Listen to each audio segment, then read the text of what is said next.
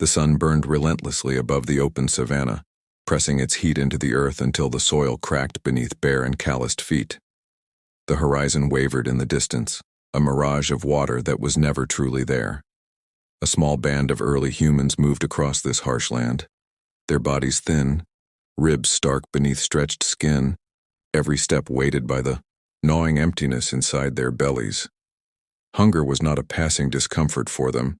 It was a constant companion, a shadow that clung to each movement, slowing their pace, clouding their thoughts, yet never breaking their will to continue.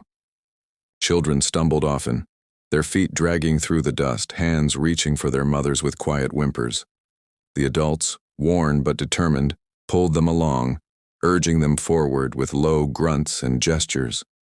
No words were needed, for their struggle was shared, written in the lines of exhaustion, across every face. The savanna was not generous. Food did not wait to be plucked. Each day meant searching, scavenging, taking whatever could be found, and often fighting the other creatures of the plains for the scraps left behind. A few of the stronger ones carried stones in their hands, the edges chipped sharp by instinct rather than careful craft. These were not weapons of mastery but tools of desperation, used to crack open bones scavenged from carcasses abandoned by lions and hyenas. The marrow inside was thick, greasy, bitter on the tongue, but it was life. When the group found the gnawed remains of a wildebeest hidden in the tall grass, ribs split wide by the jaws of larger predators, they descended quickly. Their hands tore at what little was left, sharp flakes of stone driven into bone until it cracked with a hollow sound. Fingers scraped the sticky interior, smearing faces with fat and blood, mouths eager to draw out the last taste of strength from what had already been claimed by the wild. There was no shame in scavenging, only necessity. To take the leftovers of lions was to survive another day. Even the children, too weak to chew, sucked on marrow-coated sticks, their small lips stained with the last remains of another creature's kill. Above them, vultures circled, watching with beady eyes, waiting for the humans to finish so they could strip what little was left behind. The land around them buzzed with life, though none of it belonged to them. Insects hummed and bit at their skin. A distant herd of antelope moved like a wave across the plain, too swift, too strong to be caught by clumsy hands and crude sticks. Predators prowled at the edges of sight, their movements unseen but their presence always felt. The band did not linger. To pause too long at the bones of another's feast was to invite danger. Still, the taste of marrow lingered on their tongues, enough to bring back a glimmer of strength. They moved on, shoulders bent beneath the weight of the sun, eyes searching always for the next chance at survival. Hunger would return quickly, but for the moment they had stolen one more day from the savanna, one more day to live in a world that gave nothing freely. The sky bled into darkness slowly, the red light of dusk fading into the deep indigo of night. The savanna, so exposed and bright during the day, now shifted into a place of shadows and whispers. The band of early humans moved carefully toward a cluster of rocks that rose from the earth like broken teeth. Here, they gathered close, huddling together, beneath an overhanging ledge that offered at least the illusion of protection. They had no fire to hold the night at bay. That secret had not yet been grasped, and so their defense was the same as it had always been.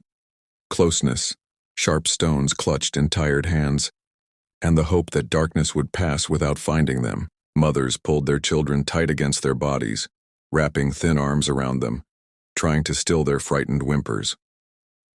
The older ones sat at the edge of the circle, shoulders tense, eyes fixed on the horizon where the last line of sunlight vanished. The air cooled quickly, and with it came the sounds of other lives awakening. The high-pitched yips of jackals echoed from far across the plain. Hyenas called out with their eerie laughter, a sound that raised the hairs along the humans' necks. Somewhere closer, the deep, steady growl of lions rumbled low, carried by the night wind. Every noise mattered. A crack of brush made every body tense. The rustle of grass drew sharp intakes of breath. Each sound could signal death moving quietly toward them. The humans had no walls, no fire, no shelter save the rock above, and the strength of their numbers.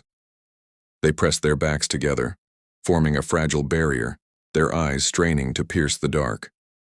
Above them, the stars revealed themselves in their thousands, brilliant and cold.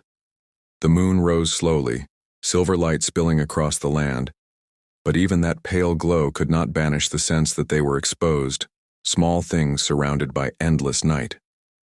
Sleep, when it came, was thin and fractured. One would close their eyes only to jolt awake moments later when a lion roared so loudly it seemed the earth itself shook. The children whimpered and buried their faces against their mothers' chests. The adults clutched stones and sticks tighter as though the meager weapons could truly fend off the teeth and claws that prowled nearby. When one hunter's head began to nod forward, another touched his shoulder sharply, forcing him awake. To sleep too deeply was to leave the group vulnerable, yet the night was not only fear, it was endurance. In their closeness, in the press of their bodies, warmth spread slowly, warding off the chill that crept through the grass. The younger ones learned the rhythm of their elders' breathing, the stillness of waiting. This was how survival was passed on, not through words, but through the unspoken lesson of holding still, of watching, of enduring, until the sun returned. Hours crawled by. The predators circled, sometimes near, sometimes far, their calls a constant reminder that the humans were intruders in a land ruled by teeth. But when the first faint light of dawn broke over the horizon, relief swept quietly through the band. Shoulders eased, jaws unclenched, and tired eyes blinked against the pale glow. They had endured the night. For now, that was enough. The sun dipped below the horizon, and the savannah shifted into a place of shadows and threat.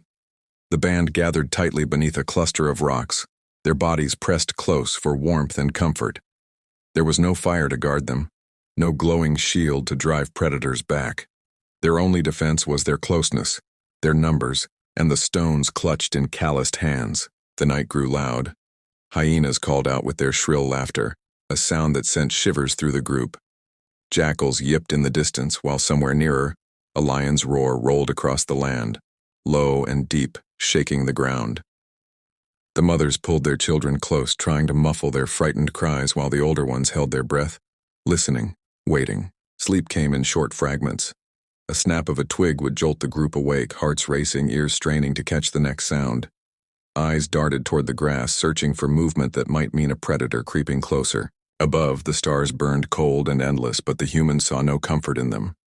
Their world was here, in the fragile circle of bodies pressed together, enduring the hours until the first faint light of dawn would save them.